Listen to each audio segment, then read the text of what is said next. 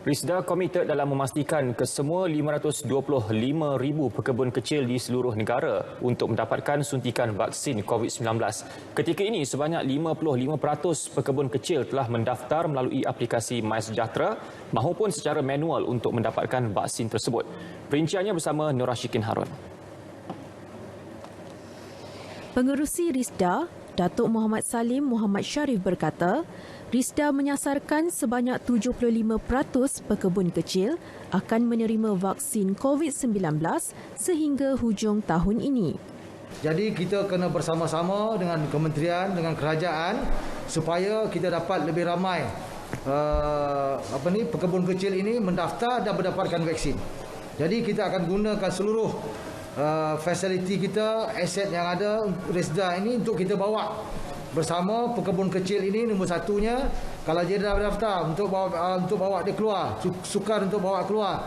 Oleh kerana kekangan dari soal transport dan sebagainya, kita akan gunakan semua aset Risda supaya kita dapat bawa ke mereka ini, golongan warga emas ini ke tempat pusat vaksin di seluruh negara. Beliau menyatakannya ketika ditemui pada program suntikan vaksin pekebun kecil di PPV Dewan Pejabat Daerah Jempol, Bandar Seri Jempol. Dalam pada itu, aset Risda akan digunakan bagi mempermudah urusan vaksinasi pekebun kecil dari seluruh negara. Malah, pihaknya turut bersedia untuk bekerjasama dengan Kementerian Kesihatan sekiranya terdapat keperluan untuk menggunakan fasiliti bangunan Risda bagi tujuan dijadikan sebagai pusat kuarantin mahupun PPV. Pekebun kecil yang berpeluang menerima suntikan vaksin melahirkan rasa syukur kerana ada pihak yang sudi mempermudah urusan vaksinasi mereka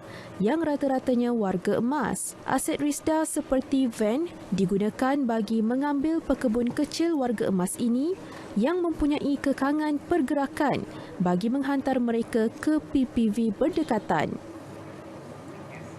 Ya, memang saya berterima kasih kepada Risda. Kalau tak ada tanpa Risda banyak membantu saya daripada segi vaksin, termasuk jugalah pekebun-pekebun kecil masyarakat kampung.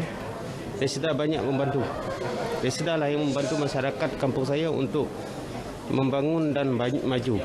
Jadi saya banyak terima kasihlah kepada pihak Risda dan Yang Berhormat Datuk Ketua Bahagian Datuk Haji Salim kerana telah membagi peluang kepada rakyat di kawasan Jempol, dia di Malaysia untuk mendapatkan suntikan vaksin.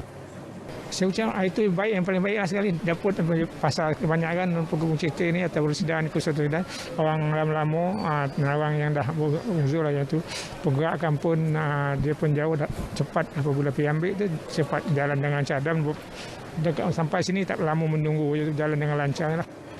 Bagi mempercepat pelan imunisasi COVID-19 kebangsaan dan merealisasikan sasaran 80% komuniti kelompok, Risda menjadi pemudah cara untuk pekebun kecil seluruh negara dengan membantu mereka membuat pendaftaran serta mendapatkan suntikan vaksin dengan menggerakkan aset mereka untuk membawa pekebun kecil ini ke lokasi pendaftaran serta pusat pemberian vaksin PPV yang berdekatan.